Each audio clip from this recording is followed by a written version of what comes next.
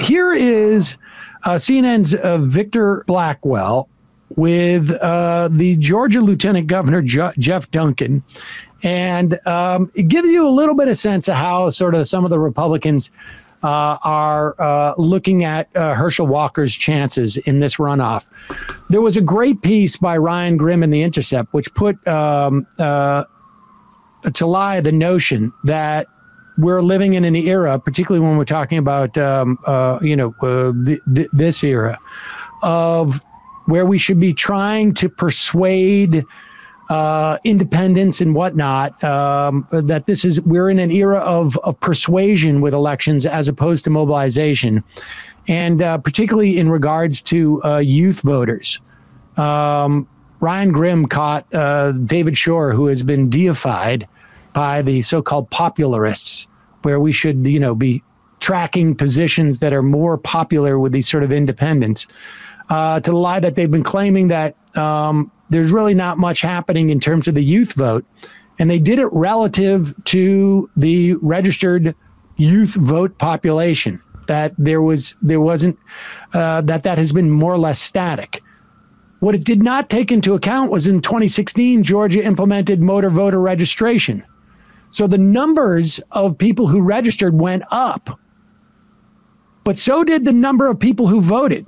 So if you compare raw voting data, you will see that youth vote has been increasing, but the denominator also increased, but not by any effort on part of the voting population, but because it became much easier to register.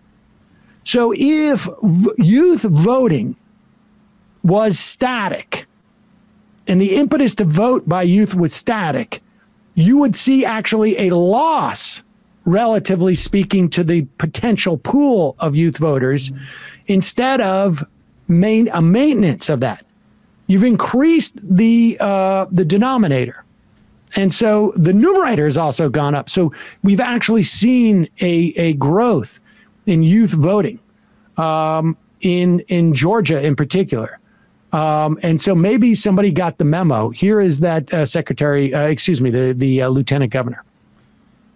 You're not going to have control of the Senate, regardless of what happens in this race in Georgia, as you know. So given that, does Herschel Walker have your endorsement?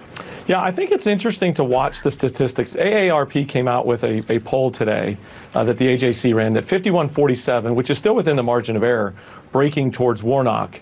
And I think there's, a little bit surprising. It feels like the delta should be more than that. But I think it's one, Governor Kemp came out strong on Saturday in support of Herschel Walker, which obviously he's done well. But also Donald Trump failed in his announcement, right? It just seems like a national dud. And if it would have been a success and it would have been the talk of the town, I think you would have seen Herschel Walker maybe have a little bit tougher time keeping it as close as it is. But another interesting statistic, 54-39 is the independence in that same poll for Warnock. And I think this is a turnout game. If we can get folks to turn out, and like I said, I've been critical throughout this whole process. I just felt like, Herschel Walker had a hard time getting my attention as a rock-solid conservative. Just because he was famous and just because Donald Trump supported him wasn't enough to get my respect or my vote. All right, let's turn now to but wait a second. My vote. Hold on. Was that an answer to the, are you endorsing him for the December runoff? I was going to say, like, did they got those guys at CNN? Oh, we don't need to really have an answer to that question. We just asked it to see what you would say. Yeah. We just wanted to see what you would say, if you would even address the question. Are you endorsing him? Are you endorsing him? And his response is, Trump's announcement didn't help him. He's down in the polls, and independents don't want him, and he didn't have my respect in the primary. And he's maybe not a true conservative because he's a celebrity. It's the second in command in Georgia, the second highest ranking public elected official in Georgia. Yeah. Okay. Yeah. This is maybe the only state in the country right now that's actually engaging in a Republican civil war, and the non-Trump side is winning to a degree within the Republican Party, right? Like, I mean, I know Herschel Walker is the Senate candidate, but Raffensperger, his whole kind of, and Kemp and their they feel burned by Trump, right? Yeah. They feel burned by the whole process of being dragged into Trump saying, like, just find some votes somewhere. And so that wing of the party is like being fairly vocal in opposition to the Trump wing. And you just kind of see how, I mean, and they're having way more success relative to other more Republican establishment types fighting back against the MAGA candidates throughout the country. Yeah, Georgia is an interesting, I think, anomaly. And I have a feeling a lot of those people outside of Georgia are going to come into the fold. Do we have the erection clip? Hey, this video is sponsored by Established Titles. What is Established Titles? It is a fun novelty gift that also helps you preserve some natural woodlands.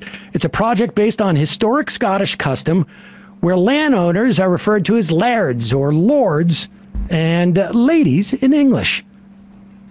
Title packs give you at least 1 square foot of dedicated land with a unique plot number. So what happens is they plant a tree with every order. They work with global charities, One Tree Planted and Trees for the Future, to support global reforestation efforts. And you get one of these certificates. I'm a lord. I'm also a lady, too. I can be both. There's no reason I can't be. The first 200 people purchasing a title pack using my link will effectively be next to our plot. If you want to become a lord and lady, we can create our own majority report kingdom. So check it out. You can also, on official documents where they use a prefix, you can call yourself lord or lady. It makes an amazing last-minute gift. Established Titles is actually running a massive Black Friday sale right now. Plus, if you use the code MAJORITY, you get an additional 10% off. Go to establishedtitles.com/majority to get your gifts now and help support the channel.